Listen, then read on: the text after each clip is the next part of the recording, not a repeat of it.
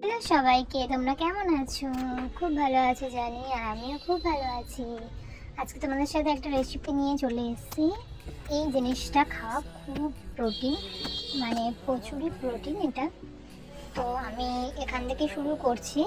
আমি ফার্স্টে কড়াই তেল নিয়ে জিরে ফোড়ন দিয়ে নিয়েছি, তারপর আলুগুলো ভেজে নিয়েছি সামান্য, তারপর দিয়ে দিয়েছি নুন, তারপর দিয়ে দিয়েছি পরিমাণ মতন হলুদ। এখানে নুন হলুদটা বেশি দিয়েছি কারণ এটাই জলটা এর মধ্যে পড়বে, সেই কারণে।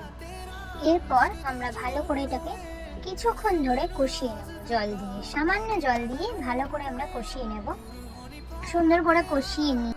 ভালো করে কষানো হয়ে গেলে, যখন দেখবে একটু কষা কষা হয়ে গেছে, তখন এর মধ্যে সেই জিনিসটা দিয়ে দেবো। ও দাঁড়াও, তোমাদের দেখানোই হয়নি যে এটা কি রান্না করছি। ফার্স্টেই কষা করছি, তার মধ্যে কি আছে সেটাই তো তোমাদের দেখাইনি। তো দাঁড়াও, তোমাদের দেখাচ্ছি এটা কি রান্না করছি। আমাদের এটা কষানো হয়ে গেছে। এরপরে এই যে এটা হচ্ছে তোমার ডালিয়া আর ডাল। এটাই এবারে ধুয়ে ভালো করে আমরা এর মধ্যে দিয়ে দেবো। কিছুটা পরিমাণ জল দিয়ে এটা নাড়াতে হবে।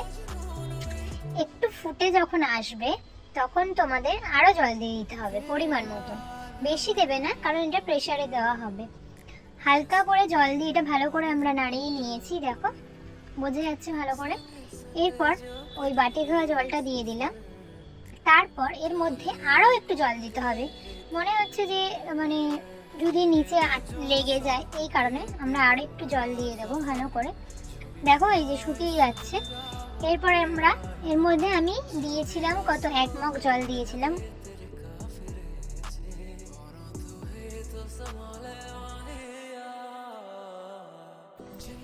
এরপর আমরা এটা প্রেসারে দিয়ে দিয়েছি।